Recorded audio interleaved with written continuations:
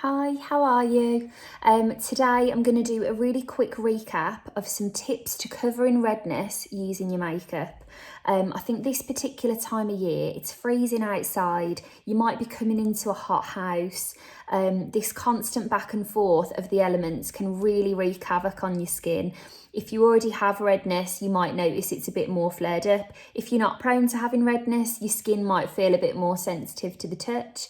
But I really know that redness in particular can be a really emotional point for people, and it can really make you feel a bit down or a bit upset. And so I just want to give you some tips. First of all, to covering it using makeup if that's what you want to do.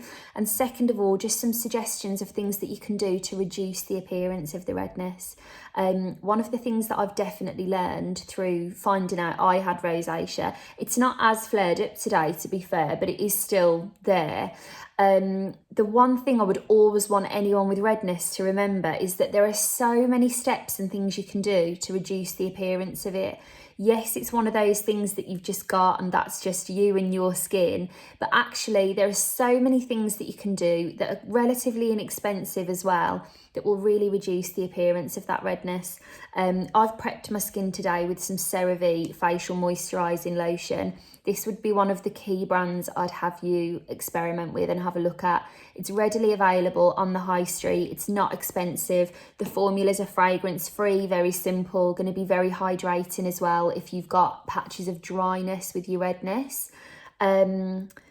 But also the key thing I would also remind you of before I get going, and I will get going because I've been talking for a while, do remember that if it is redness or potentially rosacea, everyone's skin is completely different and there's 4 different types of rosacea you could have.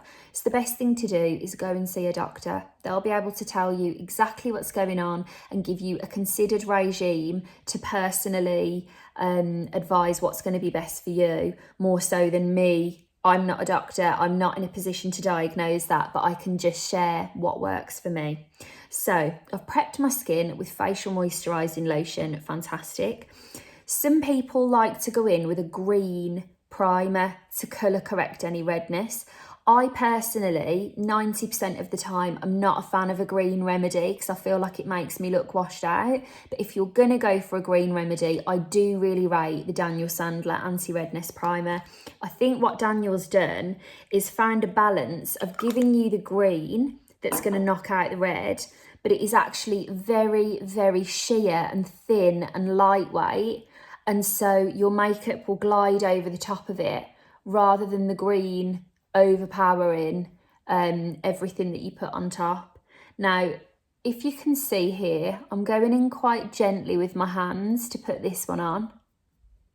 And already that does just neutralise the appearance of that redness. So if you were to use something like that first, the makeup that you use on top has a better chance of just completely covering that redness.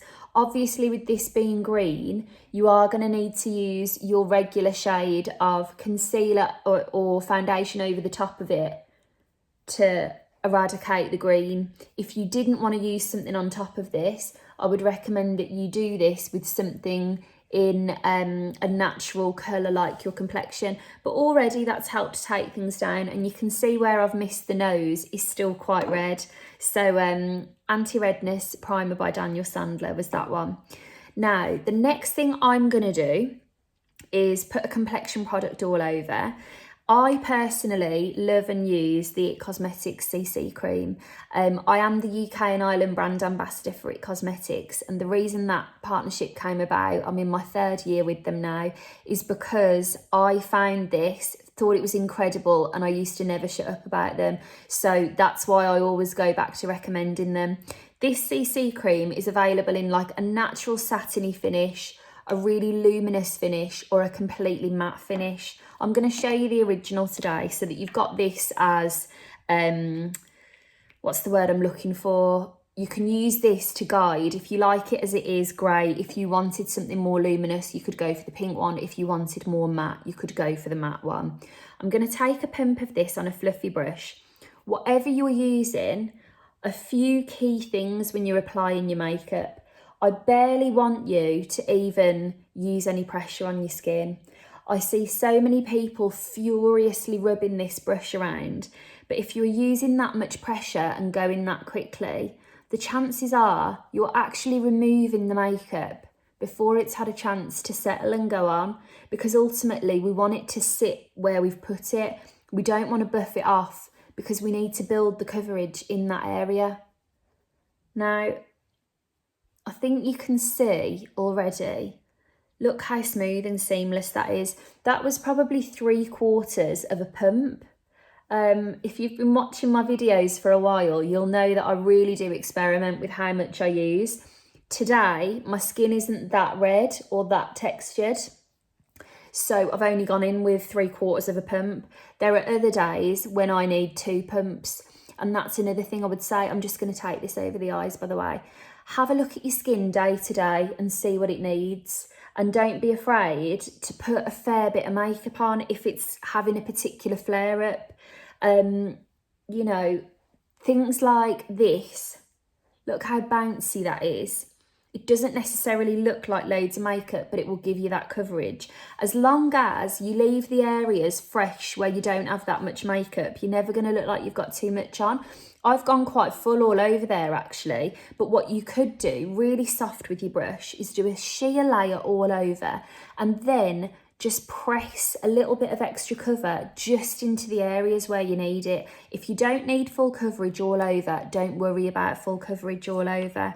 Now, the CC cream is just over £30. I completely appreciate that that's not in everyone's price bracket.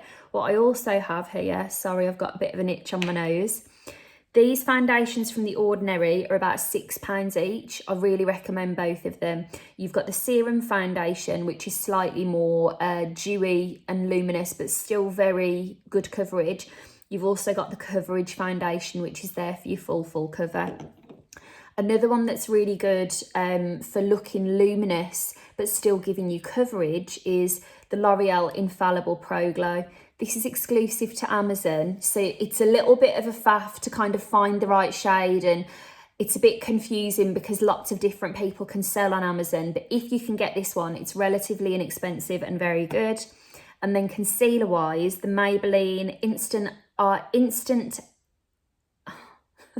completely tongue-tied, Instant Anti-Age Eraser. That's really great as that step for building a little bit more coverage if you need. If you'll just excuse me here, that hair hasn't gone and is driving me demented. Okay, your base is on, you've covered everything. The next step that I personally think is crucial if you're dealing with redness is set it in with powder. Your skin might be slightly more hot to the touch and your makeup will be more prone to melting away. You want to lock it into place. I go in with a translucent powder. This one, again, is from It Cosmetics. By all means, whoever you want to get your translucent powder from, there are lots of great powders on the market. I'm sure I don't need to tell you the Laura Mercier powder is incredible. There's a powder from Collection, which is one of my favourite high street brands. It's really, I don't know, I think it's about £3, say, and it's an illuminating setting powder. So even though it seals everything in, it still gives you a glow. So again, if you're going for the kind of thing where you want to look like you've barely got anything on, it will bounce the light and look radiant, but still give you that coverage. Key thing that I would say, and I just think, I'd rather just give you the full picture, even though this might sound like a faff. I don't think there are any products on the market anywhere that stay absolutely immaculate without a little bit of topping up. I think if you want to remain completely flawless all day, there is a level of topping up that has to happen. For me, the CC cream, any other foundation will gently through the day just feel a little bit more worn. And what I tend to do is I take my translucent powder, and if I get oily around here, chin, T-zone, just topping that up can make you feel completely put together again. But I do think that is quite essential to keep your powder on you. If you wanted to, you also have the option, sorry, I should have given that a wipe, the MAC Studio Fix Cream Foundation, for example. is really great. Yeah, I definitely did need to give that a wipe. Really great for if you just needed a touch-up on the go. If you know that every day your cheeks peel away, something like this can be great to just go straight onto the skin, dab it in with a finger, and you've got that coverage again. So I would always think about what you might need to take to just upkeep your makeup. And I mean, that takes 2 seconds. Pop to the bathroom, a little bit of powder on, but it's that simple step that will mean that at the end of the day, your makeup looks exactly the same as it did earlier on in the morning. If you're especially dry, I went in with a brush there. You may prefer to go in with a sponge. Now, I've slightly dampened this, and I've also sprayed it with a little bit of a nice hydrating skincare mist. This again is from It Cosmetics. It's the Your Skin But Better setting spray. It's got the likes of coconut and aloe in here, which I think are really cooling. If you spray some of that onto your sponge, you can then pat your foundation in this way. It's adding extra hydration to your base. It's not taking anything off, as you can see, but it's just loading your skin with that skincare. Again, great alternative mist. Superdrug do a brilliant vitamin E mist. I think I've given that to my sister. I can't find it. It's so hydrating. It smells lovely. The perfect kind of thing to have on your sponge. I've just started using this Indeed Labs Hyaluron one. If you've used any of their hyaluron range, it's all hyaluronic acid, which is an ingredient designed to retain moisture. And in the context of your makeup, if you have something hydrating to retain the moisture, your makeup isn't gonna disappear or crumble as much. I'm trying to remember what else I wanted to tell you. Essentially, I want you to go and have a little look at my other rosacea videos for suggestions of skincare and things like that. But please know you can cover this redness, and you can, so in terms of day to day, if you want to, and I mean, if you don't want to, that's your prerogative. I just know I'm speaking to a lot of people at the moment that want tips for covering redness and aren't getting the results that they want. A really gentle touch, more coverage in the areas of redness, sealing it in with powder. These are steps that can make a world of difference. And then just quickly at the end, I really want to show you these. So if you do have redness, you may well have stumbled across my friend Lex. Her Instagram and everything is called Talented Lex. Lex has the most amazing blog about rosacea. She's been writing about it for years and years. And I would also say she has endless resources. If you go onto her blog and just spend half an hour on it, she's got checklists so that you can have a look and monitor your symptoms. So for example, you might notice if you follow one of her checklists that every time you have a curry, your skin tends to flare up. You might notice that it's worse around the time of your period. You might notice that it's worse when you've been in cold weather. All of these things can then help to inform you of how best to manage your skin. But she's recently started the Real Skin Club. And if I could tell you about Lex, a few years ago, her husband wrote this thing about her and it went viral all over the internet. I feel like you've probably already seen it. And it was like a list of reasons why my wife is crying. And it was all these just really lovely things. But Lex is a real, she's a real feeler.